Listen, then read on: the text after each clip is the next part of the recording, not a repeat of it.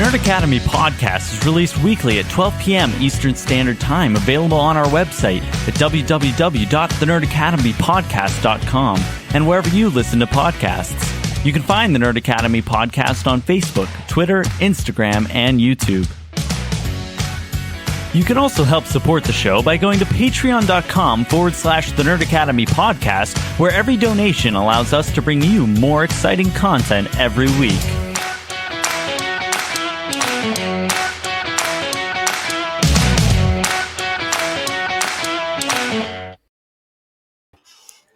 I promised you guys, you'd get your news, and you're going to get a lot of it. Welcome back to the Nerd Academy podcast, your source for nerddom news and commentary. I am your host, Jared Bachman-Stubbs, and joining me is a guest covering for our currently under the weather, Travis Grossman. We have Mitch from Comic Book Cast. Hey guys, I'm back. He is back already, fresh off the heels of our harrowing defense of Wanda Maximoff. And yeah, I'm excited. We got a lot of news to cover, some stuff I'm excited about, some stuff I'm a little disappointed about still, looking at this Fantastic Four story.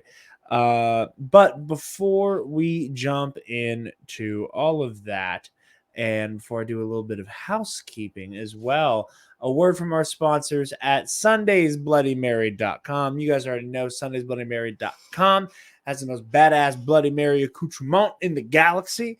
Spicy Bloody Mary mix, Spicy Caesar, 2-time award-winning Spicy Caesar mix is my go-to. My jar should be here in the next couple days for Star Wars Celebration. More on that later. They also have a mild and vegan mix if you're not a spice lord or if you don't like animal product. They also have some badass garnishes like their rim salt and their pickled asparagus, pickled okra, and dilly beans as well. They have some merch like the cute little tomato hats, t-shirts, hoodies, and shot glasses. As I've said before, I am a bartender by day, and Sunday Bloody Mary, as a guy who loves to make a Bloody Mary, is kind of the best shit on the planet. So use code TNAP at checkout at sundaysbloodymary.com/shop, code TNAP, TNAP, and you get 10% off your order, and you help your favorite nerds while you do it. Also up top, this week, it's finally here. Thursday is the beginning of Star Wars Celebration 2022. I will be live all 4 days of Star Wars Celebration. I will not be attending the convention. I will be in TNAP HQ right here, live streaming all day long throughout the festivities, keeping you guys updated on all of the breaking news, trailers, and such. And then each night we'll be doing a live recap show, breaking down the news conversationally. You get that slow drip of, oh hey, here's news, and then later we'll be like, now what and why is news each day. So I hope that everybody watching and listening joins us for that little adventure. I'm very excited to cover each day of Star Wars Celebration as in-depth as we can. This is going to be a big undertaking, one that I've not attempted yet. So this will be fun. So yeah. All right. We need not waste any more time. So we're going to be going, okay, big story first. Thor Love and Thunder trailer last night. Oh, good. I didn't see it on the notes, and I was worried for a second. Yeah, no, I just kind of forgot to put the leading story there. Don't worry, Mitch. I know that's fine. That's totally fine. It's okay. Happens. Gore's in the middle of the thumbnail. It's the people will know. Thoughts on the trailer? I adored the hell out of this trailer. Yeah, I actually adored it. I don't know how this film is going to exist, but it's certainly gonna, because Taika just said fuck it and ran with it. He really did. I want to say, first of all, I am on your team. I think the suit looks beautiful. The helmet is awful, but the suit itself is great. I could do without that helmet. That was one of the weirdest shots I've ever seen ever. With his mouth because I can't falling out of the helmet. I can't tell if it's practical or CGI. something looks off about it. I don't know if it's because it's colossal in size. I But think it might be just, that. I think it's just too fucking big for Chris Hemsworth's head. Like some of the art and like promotional images we've seen of the helmet, it doesn't look that bad when it's drawn on him. I'll be honest, I But think it looks better in the trailer. I think the entire suit as a whole, compared to that leaked concept art and the mural in the studio's offices, like the gold was too much, the blue was too much. Like there wasn't any separation of the silver and the black. Like it looks 100 times better here. I don't have any issue with like the art. I just think the helmet looks better there. I've liked the suit since we first saw a sneak peek of it. I think it's gorgeous, but that helmet is hard on the eyes. But yeah, no, I agree with you. I absolutely loved it. I love the, sometimes this kind of thing is hit or miss for me, but I quite enjoyed here. I'm pulling up the trailer so we can just run while we talk about it. I really do like the orchestral version of Sweet Child of Mine that kind of runs under the trailer. I think it's a really cool. I think it's always cool whenever a superhero movie or any story in general is able to latch on to like a non-orchestral song and then have the melody of that song become like a really cool motif for the rest of the story. I can't remember. Didn't Us I start that? I was just about to say that like goes all the way back. Go listen to there it is. Oh my goodness. Hold on. There's this argument online that the helmet is like the helmet's massive. Like I'll give it. I'm not going to say it's not. But people going, it's too. But people going like, oh, it's bigger than his head. It's like, guys, how do you think helmets go on top of a head? It has to be bigger. I know what they mean though. Like it's way. I know what too they mean, big but for it's his such head, but it's so poorly worded. It's like, I know. It's bigger than his head. It's like, yes, of course it is. Look at that. Look at that. I don't even mind the gold wings, right? My biggest thing, and I've said it since day one, since it leaked. Is it this? And bit? I can't not look at it. No, it's the fact that he has an actual cock on his head. That right there, it sticks out, and it's insanely phallic. You see it from the side; it's actually like.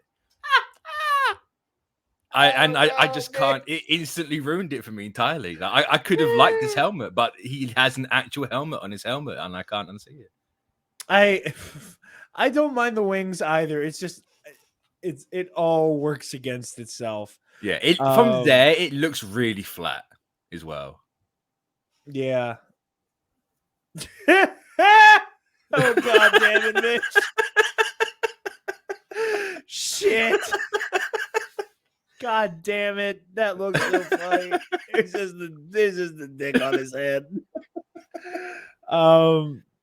Anyway, yeah, no, Us, the amazing, like, because I remember when that trailer came out, my big thing was like, wow, I love the use of I Got Five on it. And then I was like, well, this is, there'll be the scene where they play it in the car, but it won't be. And then you get to the end where Red and Adelaide fight, and there's the tethered version of I Got Five on it. Or no, there's a tethered remix, but then there's like Pate Deux, or however you pronounce it, which is like the song for the fight. And it is it's stupendous. And I'm glad they're doing something similar here with Sweet Child of Mine. But yeah, well, a couple of Marvel movies don't have it, no? I mean, there's a lot of characters who have like not original music as their like unofficial theme song, like Tony with "Shoot to Thrill." Yeah, but like the actual, like the orchestral version of it, I'm certain it's not the first Marvel movie to do it. I'm curious about that now. People sound off in the comments if there's anything I can't think of, because I think this might I could be totally way off on that one, but I'm certain I hope more done do it. It's such a cool thing, though. Yeah. Like whenever you establish like this song is going to be like kind of the theme music, and then you have that in the strings. It's just it's such a cool touch. I also like, God damn it, I can't stop staring at it. I like it. I like that it seems that we're getting the Thor and Jane establishing of the relationship out of the way early. I'm gonna pause here because Mitch, I already saw you on the social medias pointing out this all with the. This is just for me. This bit. It truly is. You're getting more statues of the Living Tribunal. It better just not be statues. I need to actually see the big golden boy himself. I know. I hope you get your way because you keep getting honey dicked with the Living Tribunal. I really do. It's the third time now. No, I know. And the third fourth, time in a fourth, year. Third in a year that you have third gotten. meet. Yeah. No, it's my balls can only take so much. Marvel, please. I know. Honestly, again, I just want to say though, this suit, I love the blues. It's so nice. I love the blues, man. It looks so good. I love this suit so much. But here's a little theory for you, right?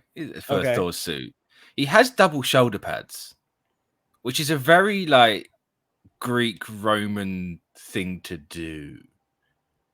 So does he get that from Zeus because they're both technically the gods of thunder?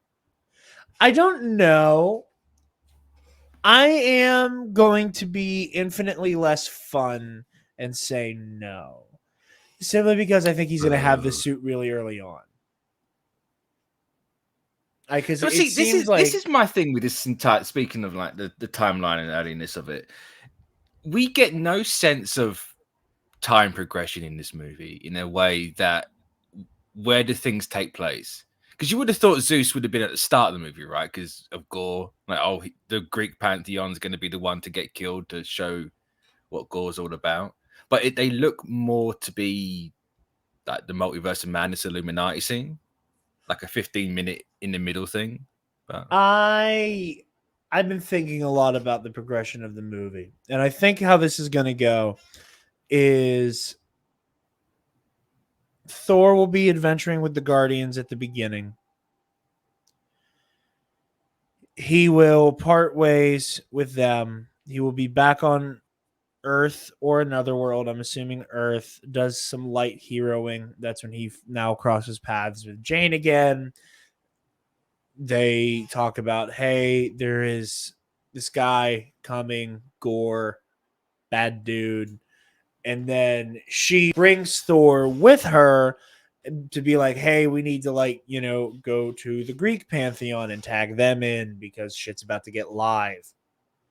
And then, not unlike the Illuminati, I think we're going to watch Gore sun the Greek pantheon before our eyes.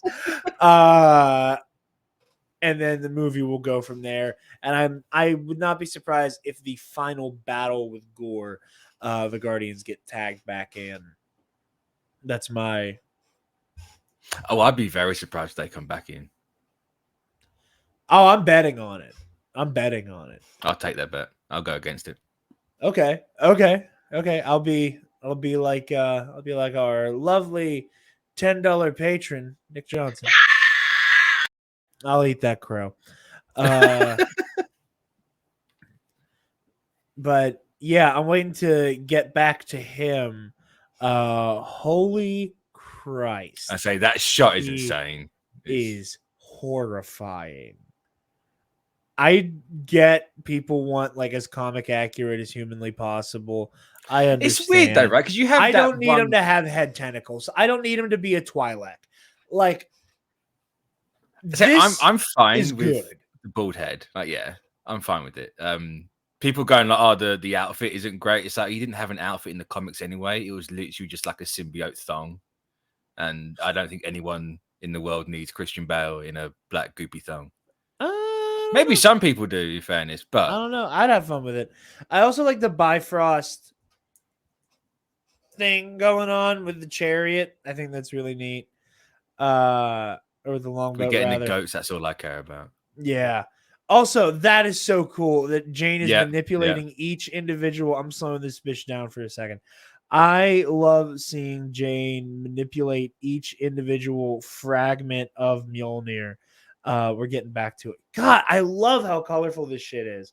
Yeah, that's the shit. That is so cool. Yeah. It's a nice little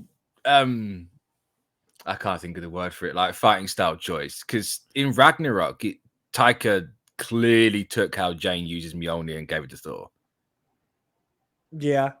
Like when he's fighting in Surtur's place, and it's all spinning around him and going all over the place, and he's just Oh fighting yeah, by yeah, yeah, himself. yeah. Like that was absolutely Jane's thing from the comics. So it's like, well, how's Jane gonna fight with Mjolnir?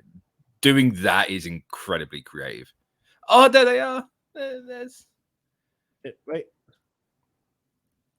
That face is gonna become a meme, by the way. oh yeah, Christian 100%. Bale is not far behind from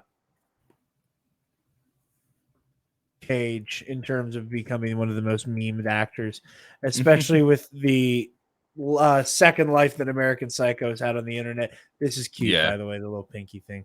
It's adorable. Right, look at those. All right, Mitch, walk us through.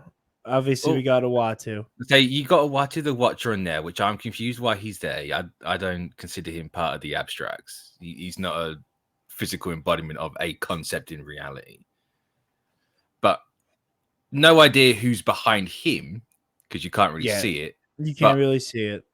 on the left, you at least have Infinity in the back. Okay. I don't know who that is in the middle. I've been told it could be Zeus. I don't buy that it's Zeus. But if you have Uatu there, Zeus can be there as well, I suppose. And then you've obviously got Lady Death in the far, on the closer left. And then the boy, the Living Tribunal on the right. Yes. Also, fucking cool ass shot. Yeah, that's dope. I am very excited to see how I literally just saw in the Facebook group. Oh, what, the back tat? Or tats? Hold on. I pay no attention to the cake here. This isn't working. Okay, a little bit. He has an R.I.P. Loki back tattoo. Yeah. Which I love. There's a couple of others on there as well. Like he's got a broken heart, which is obviously for Jane, but he's got like a scroll. And I have no idea what the scroll could be for. I cannot wait till we get a closer look at the tattoos. No. But yeah, no, I really love this trailer. Again, the use of color I think is phenomenal. I love how colorful this movie is in general. Factor into that the use of the black and white with gore, and I'm very curious to see what that will be.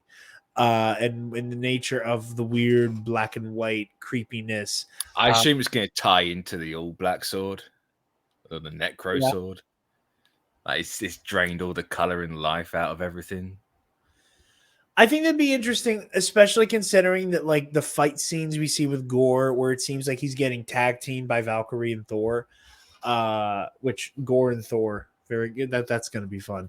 Gore and Thor's. Yeah. There's scenes where people are in color and people aren't, and I would not be surprised if that becomes one of the like visual cues that Gore is on his back foot. Yeah, because if you look at the shot with Valkyrie fighting Gore, it looks like, because she's holding Zeus's lightning bolt in there. Yeah, it looks like it's just she's half in color because the light of it, or something along those lines. It's like the actual light from that thing is reflecting onto her. Yeah, that's true. That's true. But yeah, a wonderful, wonderful trailer. I absolutely loved it, and I cannot wait for more.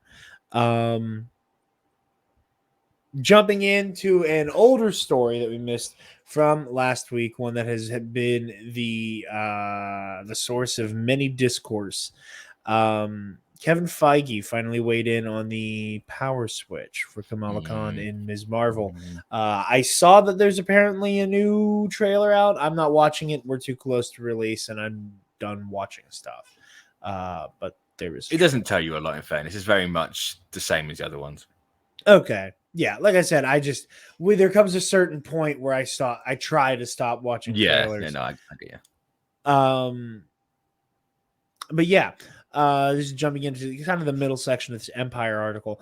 Most notably, as many fans have spotted in the trailers, Khan's power set looks to be a little different here.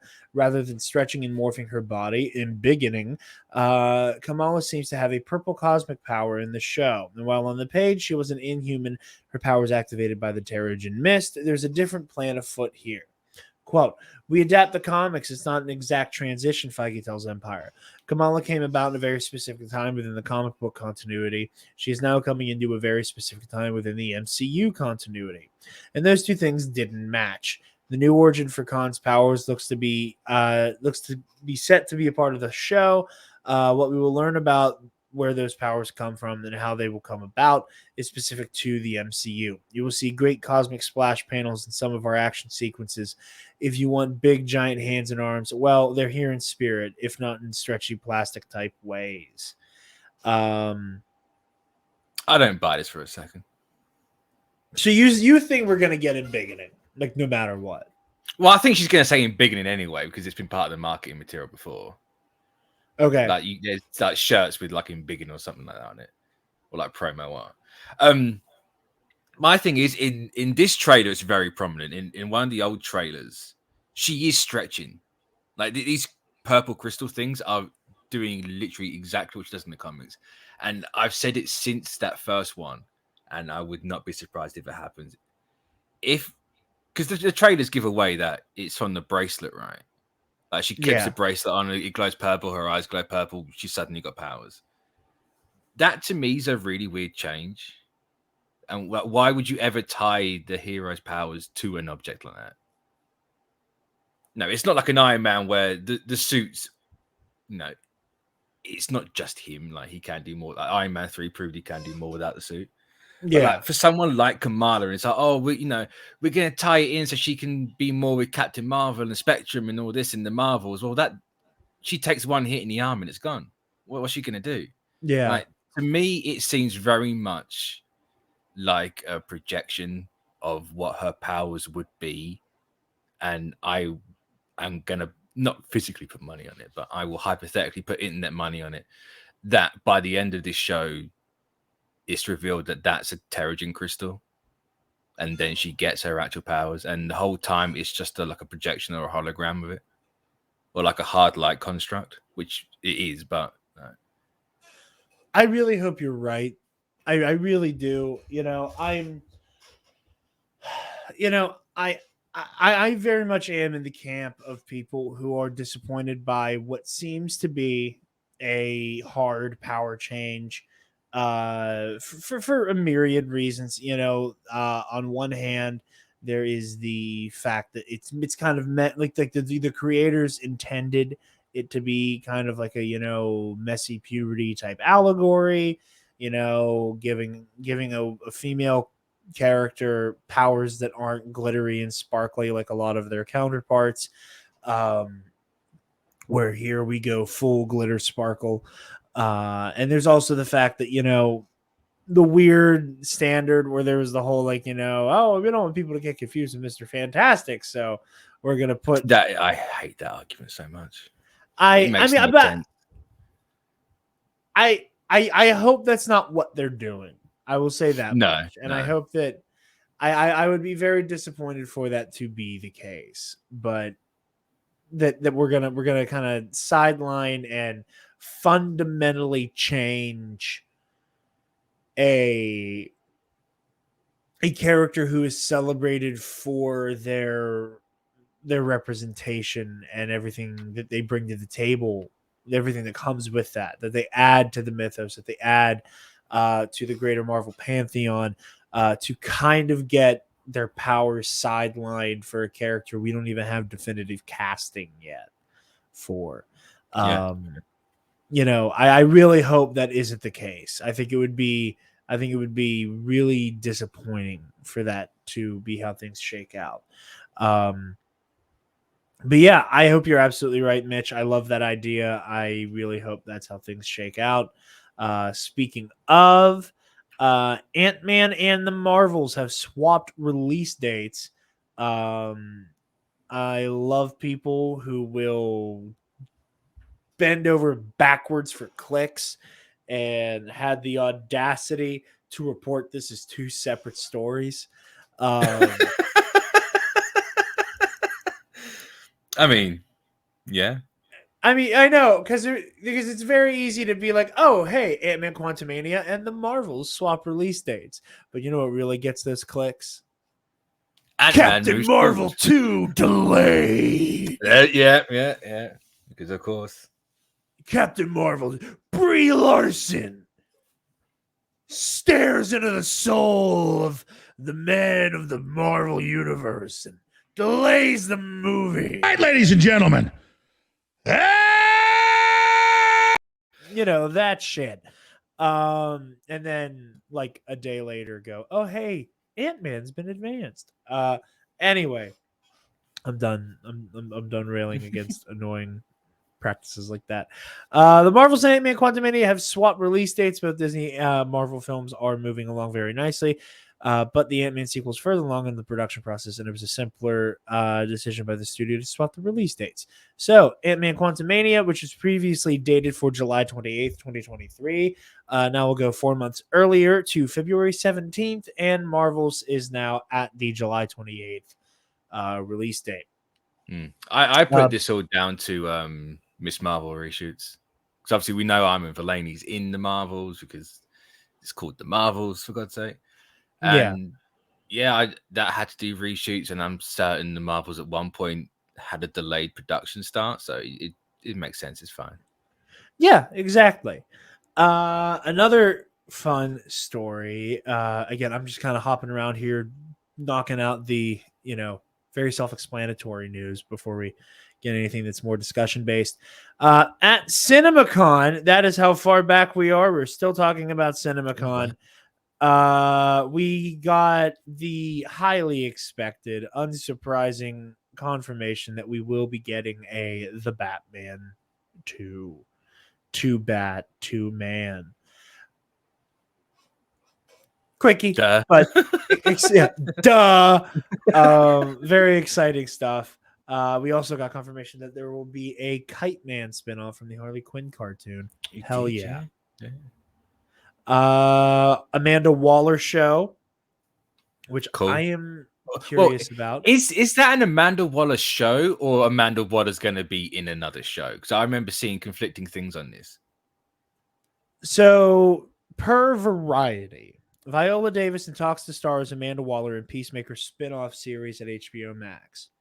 Viola Davis is eyeing a return to the role of Amanda Waller in her own spin-off series currently in the works at HBO Max. Variety is Her sources. Spin-off. Exact plot details are mostly under wraps at this point, but the sources say the show will build off of Waller's experience at the end, or Waller's appearance, at the end of Suicide Squad, of the Suicide Squad spin-off series Peacemaker. Yeah. So That's fine. It I looks like remember the show seeing will be something where- centered on Waller. Yeah, I remember seeing something where the wording implied it wasn't her show. So, Amanda Waller to come back in a DCU spin-off or in a Suicide Squad spin-off, not her own. But that's fair. Yeah, That's cool. The vibe I get from this is that it's centered on Waller, which is interesting. I mean, James Gunn is the king of, I'm going to give this bit character so much shit to work with. Yeah. So I would not be surprised if he somehow finds a way to squeeze an entire, at least, season out of Waller.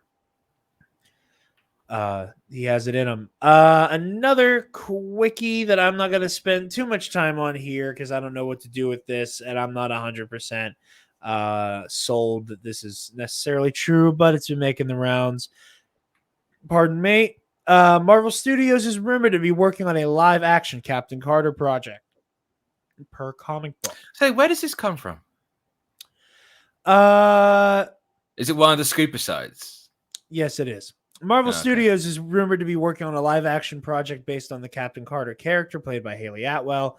The Diz Insider show scooper Derek Cornell claims that Doctor Strange in the Multiverse of Madness and What If have motivated Marvel to develop a Captain Carter project. While a series is the initial word floating, and it's not ruled out that a movie is possible as well.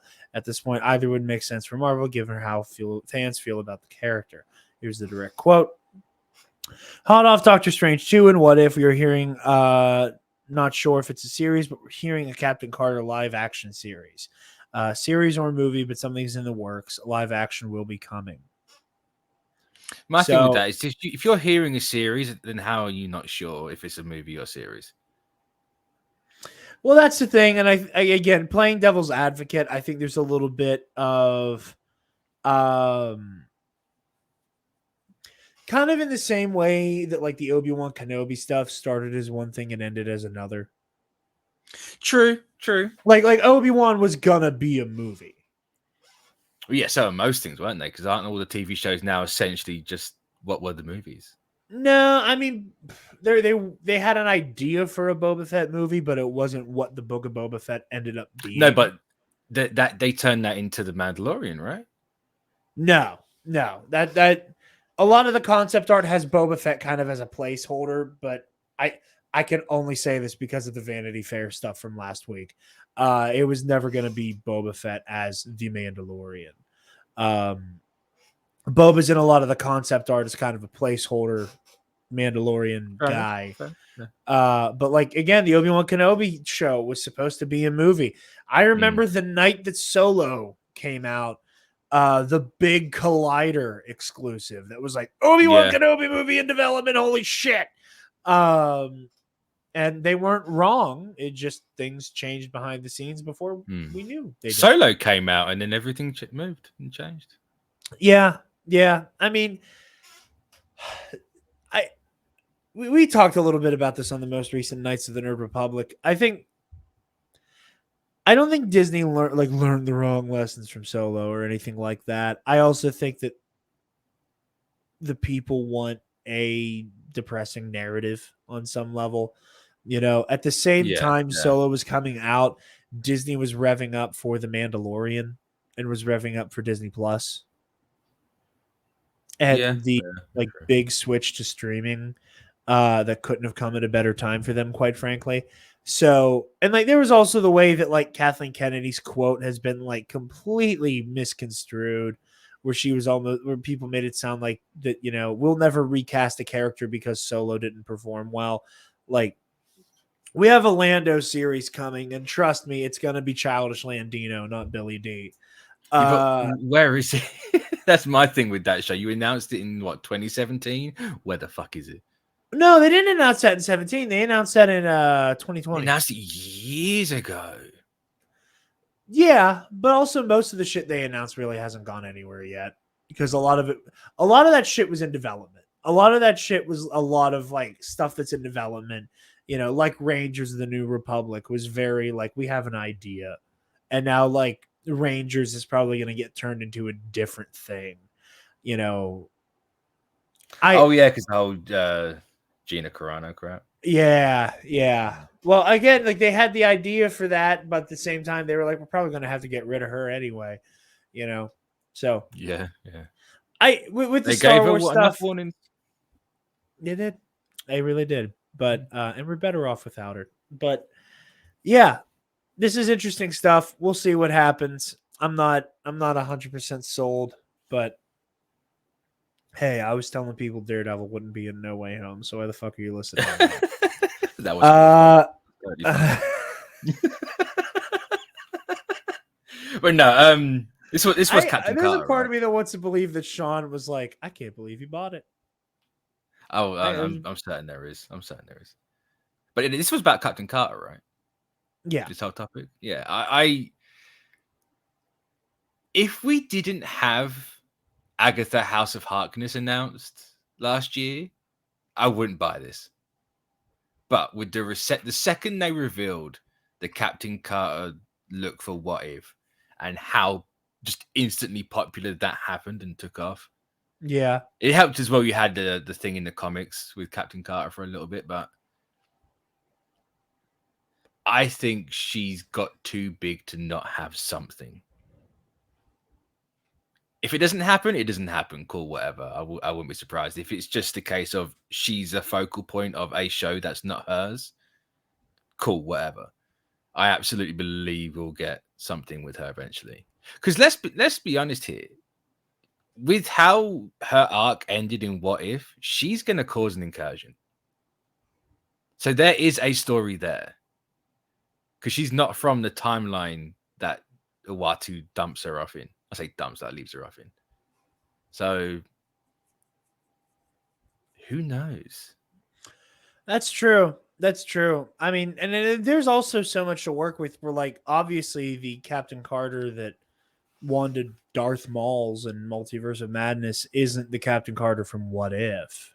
No, no. So who's to say you don't just end up with a third Captain Carter running around? Yeah, you could have a third one. Absolutely could have a third one. Why not? We already have 3 Spider-Mans. Like fuck it. Let's keep going. Who gives a shit? We got 3 Spider-Mans. We got 5 Doctor Stranges. Got 8 Lokis. 8 Lokis. You're about to have at least 2 Kangs, and you're gonna have more than that. I tell you right now. So many Kangs. He's gonna be a busy boy. He is going to be a busy boy, and I can't wait. Jumping into our next story here, Mitch. This is why I'm glad you're on, and I'm glad it's you and me, because we get to talk about the misunderstood masterpiece that is Eternals. This is an exclusive story from the Direct. So I'm going to read directly from the article and jump in. Moon Knight has finally finished its freshman run on Disney Plus. Byline Russ Millam. The series saw Oscar Isaac's titular hero, DID, leaving 2 separate personas. We all watched Moon Knight. That's a rarity. Unique aspect of Marvel Studios' 23 project is the minimal connection to the MCU. That's a rarity in today's day and age when it comes to the MCU. One of Moon Knight's very few references outside of Marvel World was a name drop to Madripoor, which was cool. There was also that government agency had an ad on the bus. There was like 2 Falcon and the Winter Soldier Easter eggs, and that was pretty much it. It was recently revealed that 2 Marvel crossovers were cut from early drafts of Moon Knight.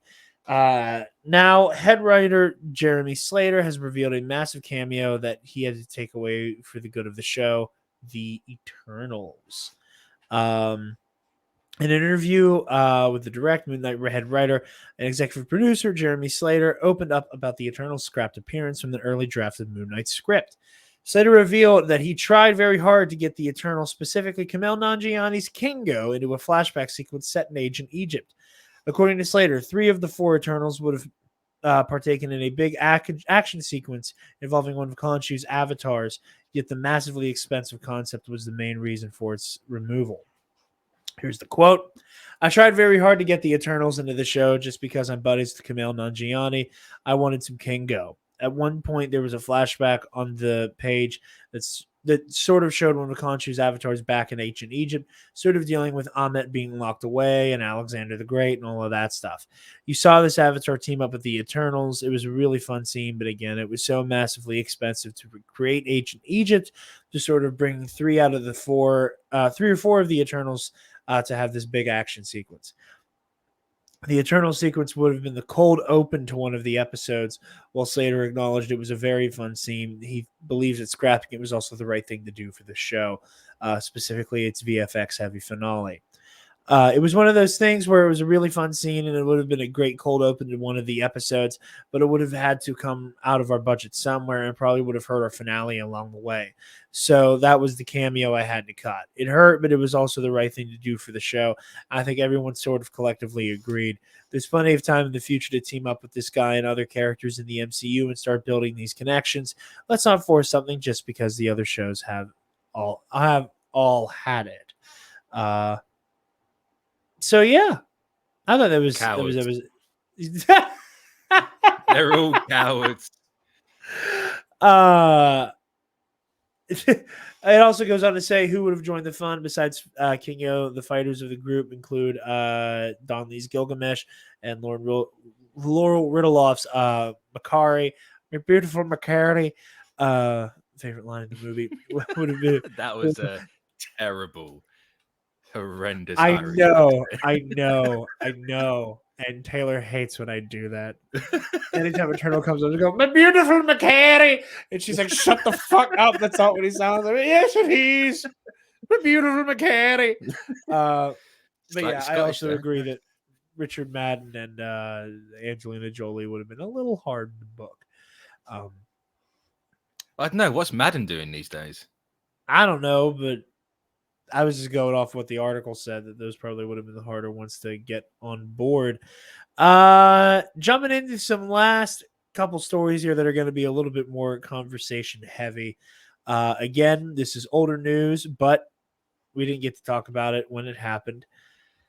Jon Watts exits as director of Marvel Studios' Fantastic Four. Now, obviously, we also have the official confirmation from last week's Vanity Fair Star Wars coverage that the rumors of Jon Watts having a Star Wars project in the oven are true.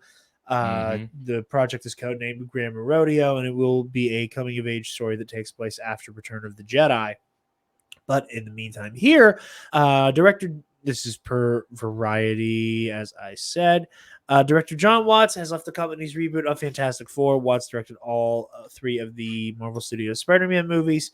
And, you know, it's amicable. He basically just said he, you know, didn't want to do it anymore, basically. You know, nothing. Yeah. Also, in the context of things, if Sony, like, you know, Sony said at CinemaCon they're expecting Watts to come back for Spider-Man 4, so a Star Wars TV show, another Spider-Man trilogy, Movie. I believe Grammar Rodeo is a movie. Oh, is it a movie? I thought it was a TV show. Let me double check. There's so much going on. Either way, like it's what, like a 3-month shoot or a 6-month shoot. Like it's still a hell of a lot of time to then have Fantastic Four on top of that. That is a hell of a workload. I cannot blame the guy for wanting just a little bit of time off. Maybe touch some grass while he's at it, so he can actually, you know, see what nature's like. Get some vitamin D. Sorry, some of the reporting is saying series, so you may be right, actually. I think I'm wrong. I thought it was a movie. I wouldn't be surprised either way, but the pure impression I got is that Taika's movie's next. Yeah, Taika's movie's going to be next up. Patty Jenkins's Rogue Squadron is kind of on the back burner, basically until Wonder Woman 3 is done. That's totally fine with me. And then one day I'm going to get my Rian Johnson trilogy. He's got to make Knives Out 12 before that happens.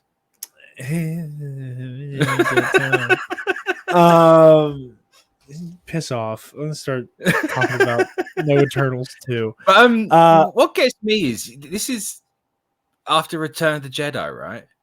Yeah. Doesn't this kind of contradict Kennedy saying they need to move away from the Skywalker saga a little bit? I think what they mean by that is they're done trying to like center the galaxy on, and they're center the stories that they tell on the Skywalker family. You know, like you can't get around. Let's be honest. They're gonna have a Skywalker related thing in there. Because I mean, it's hard to avoid. Like with that era, I think there comes a point where it's weird if you don't.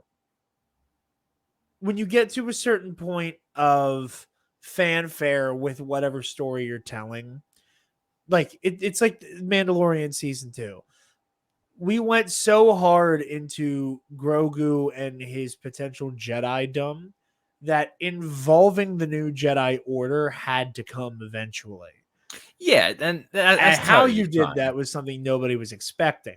But like Grammar Rodeo probably won't be about Luke or about Leia. Like I think what they're trying to do is stop focusing on like the core movies, but they're also kind of like benchmarks for the timeline as well. Yeah. You know, like not every story can be like 1,000 years before or 100 years after. I don't think we're gonna touch after for a very long time because people Which is unfortunate because that's all I want. Like, just move the fuck forward, please. Same. I mean, I do too. But again, I like my Star Wars when it is way before or way after the movies and stuff.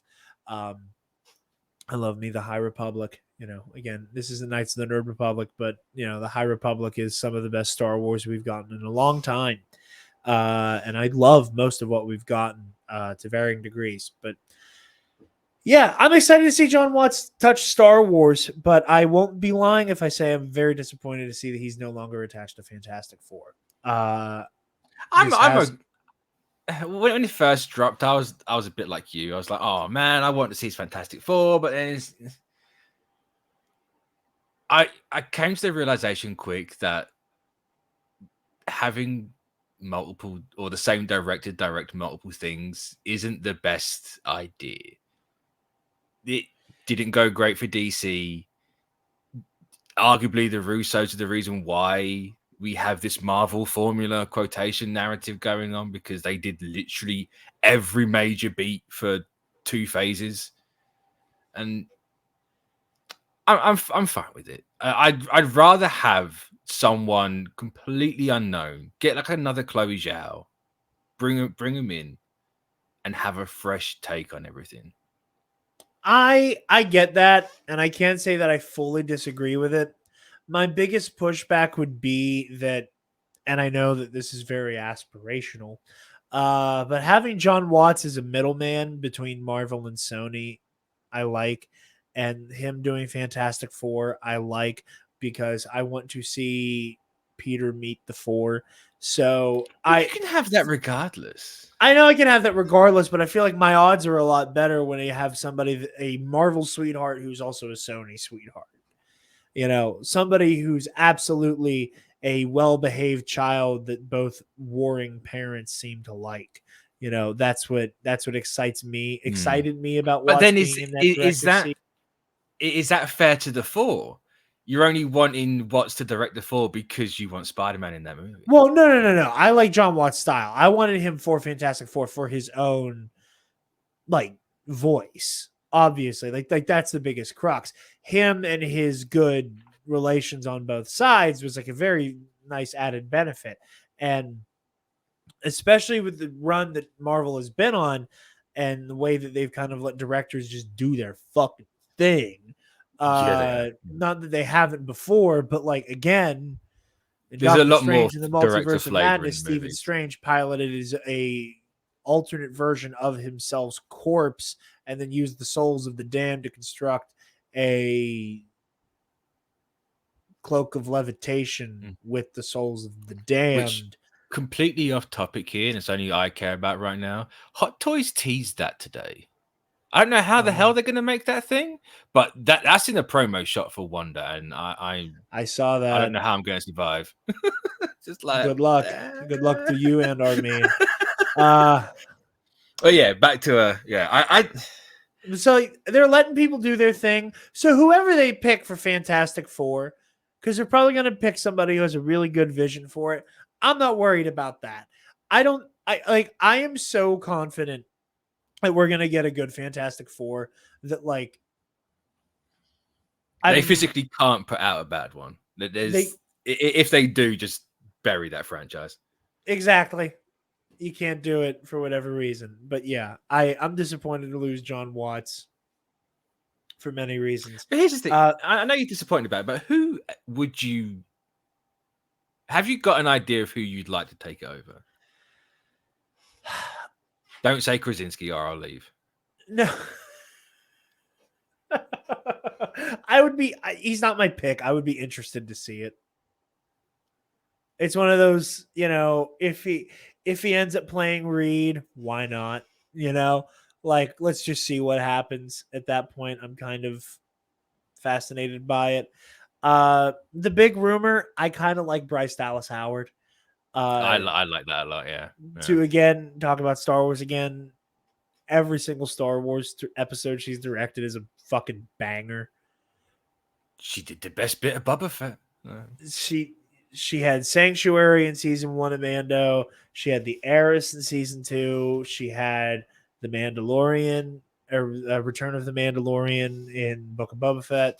Like, she's hit it out of the park every time, and there's so much heart, and there's so much heart with every story she is told in Star Wars, which again doesn't necessarily directly translate.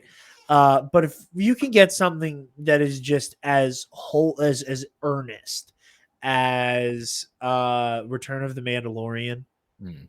If you can get all of that from a guy that has a bucket on his head, then yeah, you've got no problem with a guy made out of rocks or a face you can't see with Sue. Exactly. I really like the idea of Bryce Dallas Howard. Whether or not that happens, we'll see. But I like the idea of her helming Fantastic Four. Here's a fun one that is, I don't know how to handle this. Exclusive from the Hollywood Reporter: Stan Lee returns to Marvel Studios with Genius Brands POW Entertainment licensing deal. In a unique deal, Stan Lee, the beloved co-creator of Spider-Man, Avengers, and Hulk, who died in 2018, is returning to Marvel Studios. Somehow, Stan Lee has returned. Marvel has signed a 20-year deal with Stan Lee Universe, a venture between Genius Brands International and POW Entertainment, to license the name and likeness of Lee for use in future feature films, television productions, as well as Disney theme parks' various, quote, experiences and merchandising. I really want to be optimistic, and this is my I'm forcing the dumb hat on right now because I know it's not this. The optimistic, very naive, ignorant, childlike, oh, the world's so good, is they're doing this to stop POW Entertainment from doing it. But they are owned by Disney, and Bob Chapek is in charge. So it absolutely is not the case of that. And if I ever see a fucking cameo in these movies of Stan Lee, I'm going to be fucking mad. Like, genuinely. Me too. This is weird. Yeah. I do not want Tarkin from Rogue One, Stan Lee, on my screen ever. It's just weird. It's just Yeah. Like, again, it's that Mr. Krabs meme. Like, am I going to file this grave for money? Yes. Or like a clip that I never get to use on this show. I'm sick of being called a grifter. Anyway, thank you, Roger. It's, you can justify Tarkin in Rogue One. It would be weird for Tarkin to not have a place in that story. I get why they include Grand Moff Tarkin. I also get Leia. You kind of needed Leia in the sequels. Yeah. Well, I mean, but with that, the Fisher family signed off. They were a part of. They were a part of everything. Billy Lord was helped do some of the Leia stuff for that flashback where she and Luke are sparring. The Fisher family was so involved with making sure Leia was in The Rise of Skywalker. This is member berry jerk off shit, and I hate it. Yeah. This is getting excited for a cameo from a dead man. Like, it's fucking macabre, and I don't like it at all. And I really hope this is limited to like putting this man on shirts and shit. Yeah. And to legally be allowed to have Stan on a poster in the background. Like, do that. That would be cool as shit. Let him be like the new Pizza Planet truck, right? I mean, he already was. He was just alive. No, he wasn't though, because as time went on, the story came to a screeching halt for Stan Lee. Every movie went, so you would get to go, hey, look, I know that guy. Hey, it's him. And again, I got excited every time I saw Stan. I don't want to make it sound like I didn't. I did. But holy shit. There came a point where they were kind of aggressive with look at the guy. Yeah. I mean, the Doctor Strange one always stuck out to me. They literally fall on top of him. It's like, pause the movie, let him talk, and then play. Yeah. So I think taking him posthumously into Like, oh, hey, he's on that poster. Or, oh, hey, they're playing an old clip of him on that TV. Is a more graceful way to do it. Yeah. I don't need them to deep fake Stan Lee back to life so that he can walk on screen and go, Excelsior! And then everybody just start clapping and furiously masturbating into their popcorn. Like, it's just we don't need this. Let the man rest and just put him in the background like that, please. If you're that hell bent on, Stan Lee cameo listicles or some shit. At the end of the day, it is one of those. Is he better off at Power Entertainment? No. Is he better off at Marvel? Probably. Marvel under Chapek? Probably not. Like,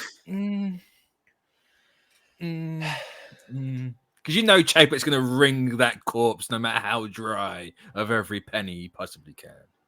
He is going to work hard on it. That is for sure.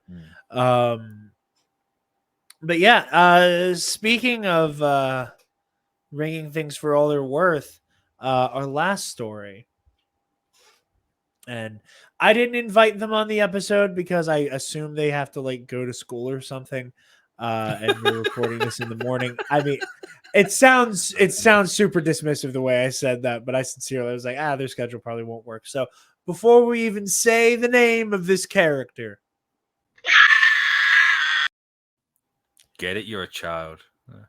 That's not what I fucking said, Mitch. You saying about being in school. You're making it sound as mean as I didn't want it to sound. I mean, is it mean? Maybe I'll walk out of here tomorrow and you never see me again. That's really what I want to do. Oh, that reminds me. Anybody who's watching or listening, anyone who's watching or listening, I need you to go on Twitter right now. I want to make sure I get the @ exactly right. I'm using my platform for evil. You're gonna I know. You're gonna search @Quicksilver GRRL, okay, and you're gonna scroll through her tweets, and you're gonna stop. It's very up high. She does not tweet as much as I do. Don't worry. But you're going to flip through or even search her Twitter and find the tweet that says, if my boyfriend gets 2K likes, that for Halloween we go as Alex Jones and a gay frog. Yeah, go like that tweet because I'm the boyfriend. Yeah, please. Go do that. I don't even know them, but please do it. That's just... I am that chaotic neutral. I will... I don't even care if I don't know you. If someone's doing that, I'm liking it. See, you get it. Mitch gets it. That's why Mitch and I get along. But yeah, okay. Daredevil Disney Plus series in the works with Matt Corman, Chris Ord set to write, exclusive from Variety. And the internet literally imploded the second this dropped. It's almost like people don't like people things. Just want to be mad. A new Daredevil series is moving forward at Disney Plus with Variety, having exclusively learned from sources that Matt Corman and Chris Ord are attached to write and executive produce. Rumors have persisted for some time that a Disney Plus series about the Man Without Fear was in the works, especially considering that the two of the stars of the Netflix Daredevil series, Charlie Cox and Vincent D'Onofrio, have appeared in recent Marvel projects. Cox once again played Matt Murdock, the secret identity of Daredevil in the film Spider-Man No Way Home, while D'Onofrio reprised the role of Wilson Fisk, aka Kingpin, in the Disney Plus series Hawkeye. It now appears that the project is picking up steam with the hiring of Corman and Ord, although Marvel has yet to announce anything regarding the show formally.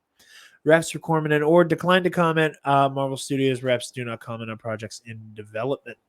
Corman and Ord are most famously co-created the USA series Covert Affairs, starring Piper Perabo and Christopher Gorsham. The show aired for 5 seasons on the basic cable between 2010 and 2014. They most recently worked as executive producers and co-showrunners on the NBC drama The Enemy Within and The Brave, as well as the CW series Containment. They are at that doesn't matter. So yeah, I am excited to get Daredevil. I don't fucking care. I'm just happy for Daredevil, and I will have opinions when the show comes out. Yep. Because what gets me, the funniest part of this, right? People on Twitter, the Twitter fingers are blazing, right? And it's, why couldn't they get any of the other showrunners? It's like, why do you need any of the other ones? You've already had 2 for this show. More than one person can handle Daredevil. It's going to be fine. Yeah. You spent years begging for this guy to come back. Don't act like a bitch the second he is. No. Oh, Please. No. Like, wait, you're People are gonna get hate this shit, everything. man. People are gonna hate you this. wanted. People are gonna hate this fucking show, man. That's what I'm I don't thinking. know That's what why I'm you're thinking. even. I don't even know why you're feigning, like, like even slight. Like, come on, give it a. No one's gonna fuck. I mean, they're absolutely gonna hate this show for every reason they didn't like the Netflix ones. Not saying that no one didn't like those shows, but people are always like, "Oh, I wish he could do more flips." Well, guess what? He's gonna be fucking flip. You're not gonna recognize how this guy's fighting. Like, oh, I wish you had the D's on this suit. Well, guess fucking what? You're getting the D's on the suit. I wish your suit was gonna be red. Well, guess fucking what? It's gonna be red, and you're gonna fucking hate it. Why? Because it's not done by fucking Netflix. It's the only reason people are not going to like this show. That is going to be it. So, I can see the suit. I hate it. Fuck off. It is going to be the best and worst of times. It will I be. apologize for demonetizing this video with all the swear words. It's okay. Our shit isn't even monetized to begin with. It's blood. Damn. I apologize for not ever letting you get monetized for all this. It's okay. It's okay. Listen, we are funded by our lovely viewers and Bloody Mary drinkers. That is where it comes from. But that was funny and very true. I will say I understand the criticism that like the 6-episode model, it's a little played out. I hear one more person go off about how 6 episodes is rushing everything, I'm actually going to snap. It's such a it's purely a cultural difference, right? We have series and seasons that last 4 episodes. They are tight, they get to the point, they don't miss a beat, they don't waste time. The main character you're following isn't hurt with a bruised rib every season for 2 hours. They had to focus on someone else. It just gets straight to the point. It can work. You're just not used to it. So shush. I think you're right. I don't think the Marvel shows have capitalized on that as well as they could. No, they haven't, and that's their biggest problem is they aren't utilizing that hour. You can make it work in 6 episodes. Marvel 100%. hasn't made it work yet, like fully. Like they have not had a all killer no filler season yet, except for Loki. Loki is the only one that I think that they just maximized every fucking minute. And even then they didn't, because go for the hour. Imagine if Loki had those extra like 5-10 minutes, whatever it was per episode, that thing would have been unstoppable. I don't think you're wrong. I think that, WandaVision is absolutely the exception here. Some stuff needed to be 20 minutes because that was the entire damn point of the show. Other stuff, WandaVision plays with the format. You can't bitch about the format because the point is to bend it. So, and She-Hulk. I'm certain they announced She-Hulk as a half-hour, 12-episode thing. I forgot to put She-Hulk in here. We'll talk about it next. It's all right. Yeah, there's so much. I keep forgetting. Yeah, there's too much. But I'm certain when they announced that was a half-hour comedy at 12 episodes. But with the trailer and all the news recently, they're saying it's 9 episodes. Yeah. So either I have just imagined this thing, like the Mandela effect in my brain, that it's 12 episodes or was supposed to be, or something's changed. But if everything bar those 2 was an hour, a ton of people's problems would go away and they don't even realize it. It is absolutely, the hour is the thing that kills these shows. Yeah. And it's every damn time.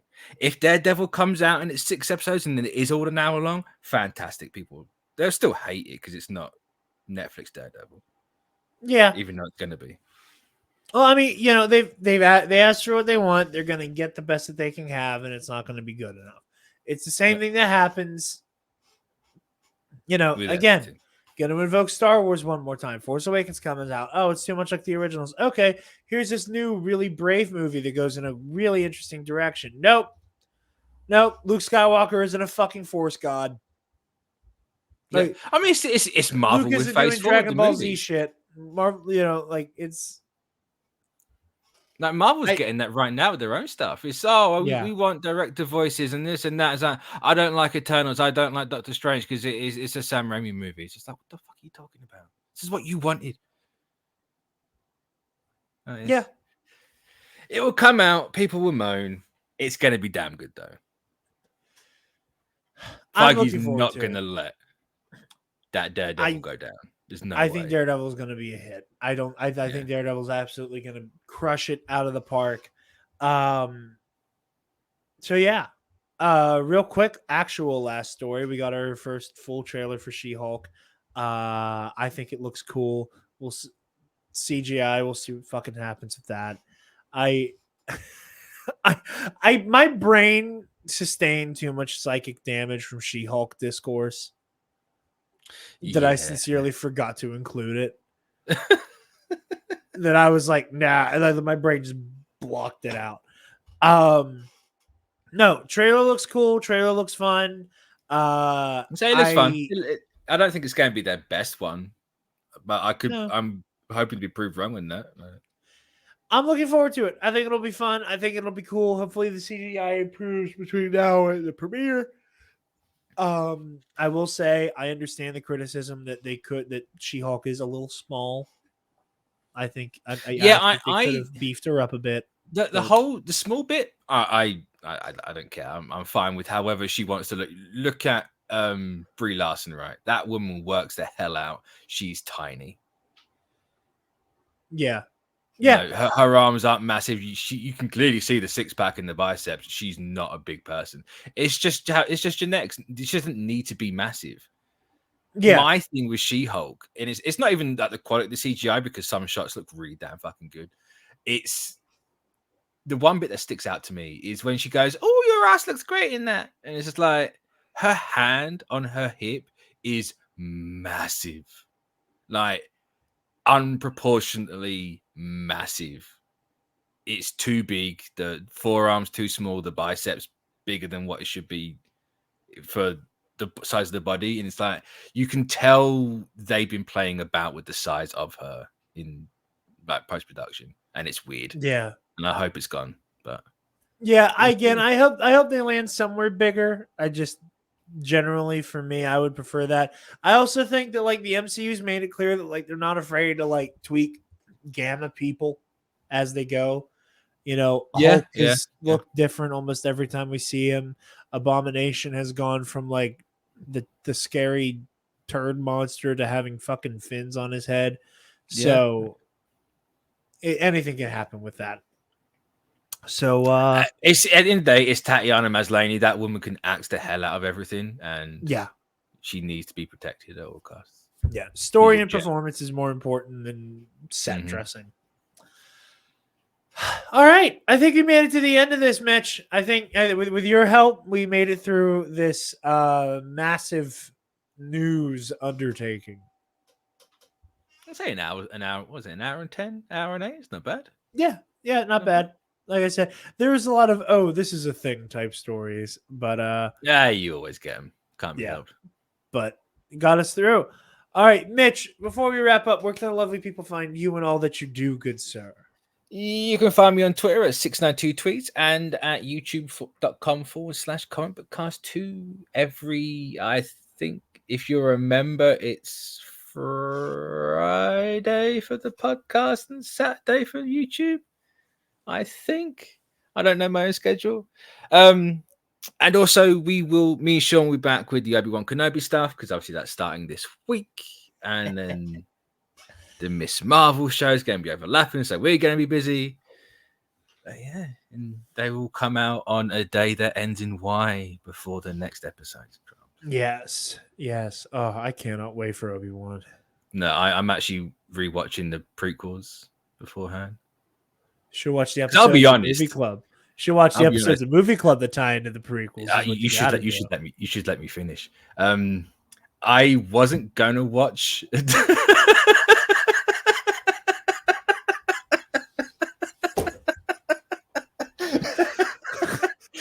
I wasn't gonna watch anything. I'm interrupting you one last time. Okay, I took that out. Yeah, I wasn't gonna watch the prequels, and I had the movie club saved, and I was like, you know what? I watched that. I listened to all 2.5 hours of that, so it's slightly longer than Phantom Menace. And I'd never seen the beginning before. I never watched the documentary of Phantom Menace, and I was like, right, gonna watch that, and then I'm gonna watch Phantom Menace. So that was my night last night. Got absolutely interrupted by Thor stuff, and Destiny 2 stuff because I had a busy trading night last night. God damn, that was a hell of a couple of hours. But yeah, so I it was a movie. It existed. Yeah.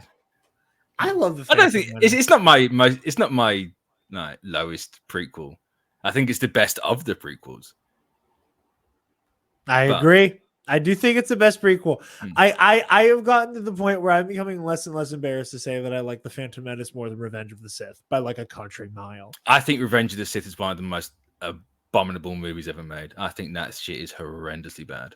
I don't think it's that bad. It's just that other fans have ruined it for me. Yeah, but I haven't seen that movie in years. I haven't seen any of the prequels in years, apart from Phantom Menace last night, obviously. So maybe I'll change my mind. I don't know, but they're still my bottom three. They will never ever leave my bottom three just because I like the others too much. I think I love the Phantom Menace for all the reasons. I really appreciate what the Phantom Menace tries to do and like the themes of the Phantom Menace. Like, I really appreciate all this stuff.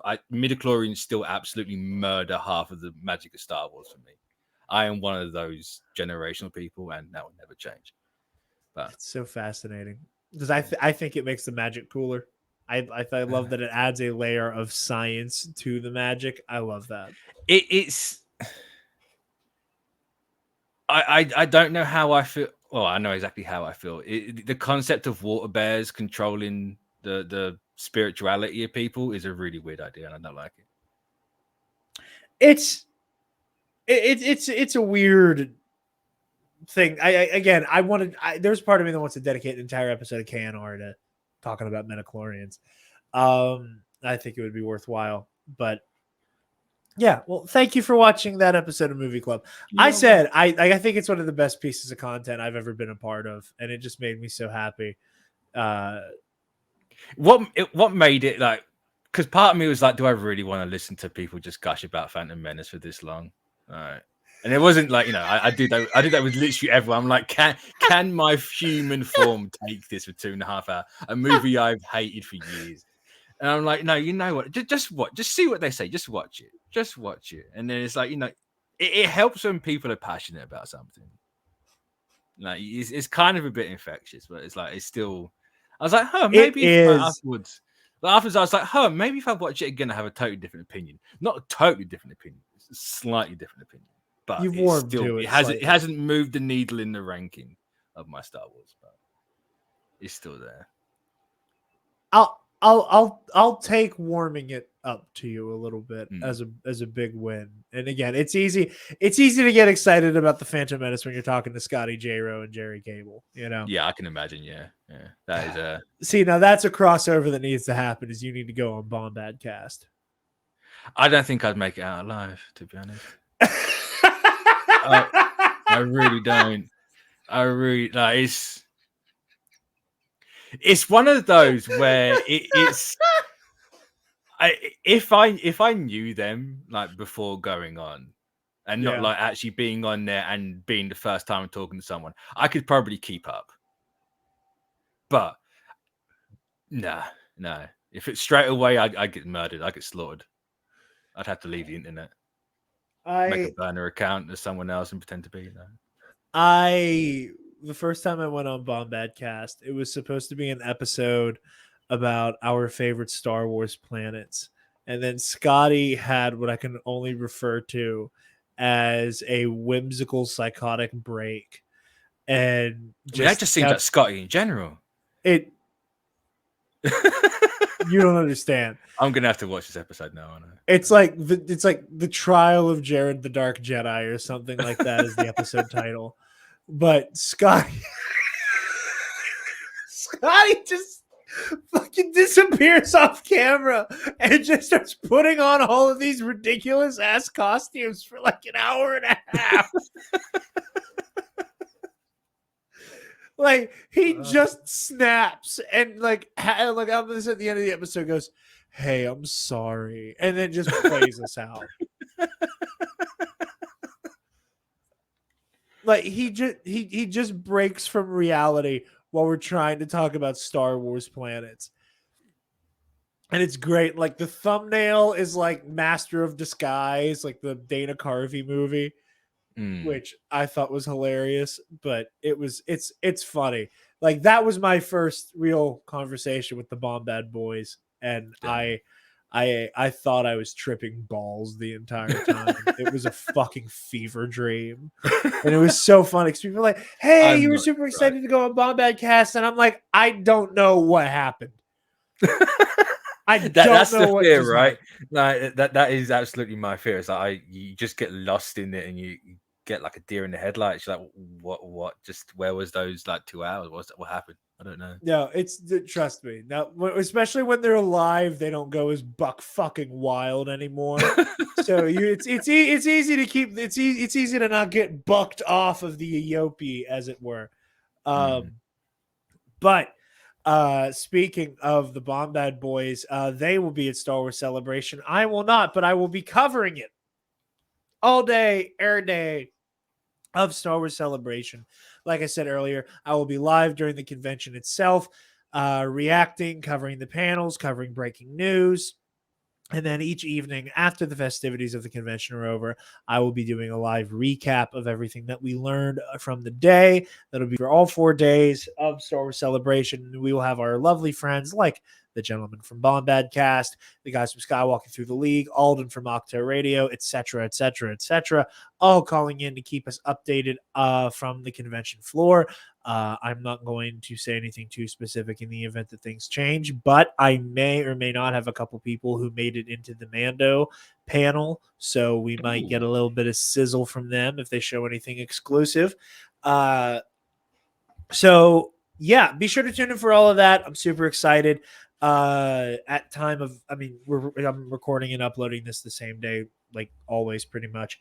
So tomorrow there's going to be a very special episode of the Versus series that is going to be available to the public.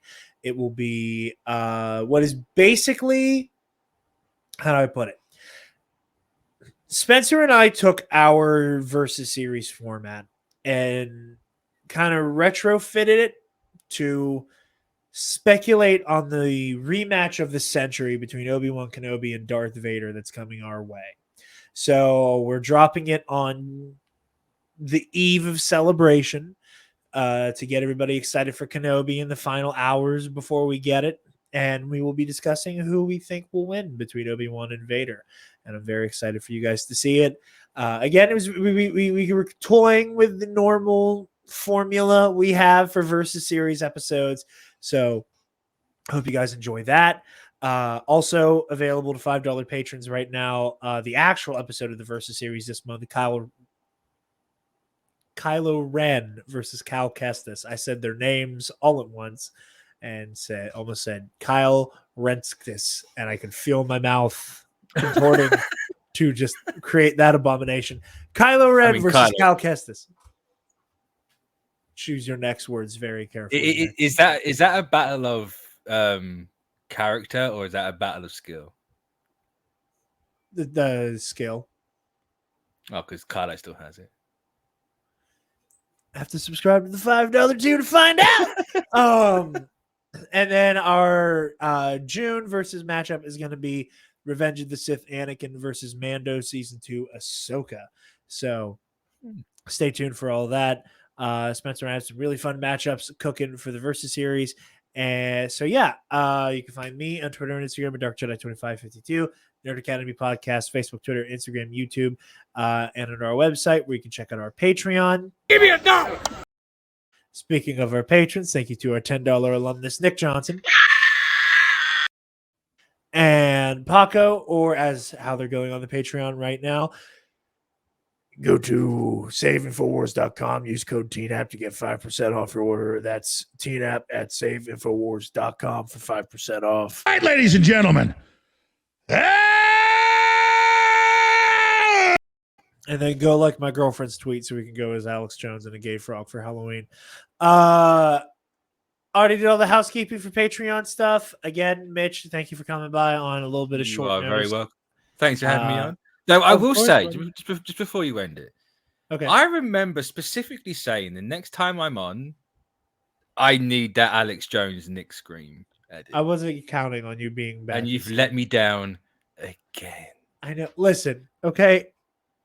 I don't want to take away Paco's Alex Scream. I don't want to take away Paco's Alex. There better not be a third time. Okay. If you look at the wonder icon I've got and just imagine her saying it in that sort of doesn't seem fair sort of tone. Like, that's exactly what I'm going for right now. Like that dismissive look of like you piece of shit. Like that's exactly what I'm going for. No. What Alex Jones clip? But yeah, thank you guys very much. Very excited for Celebration. I hope you guys enjoy the special episode of the Versus series coming out tomorrow. And class dismissed. Stop. Move away from the cookie jar.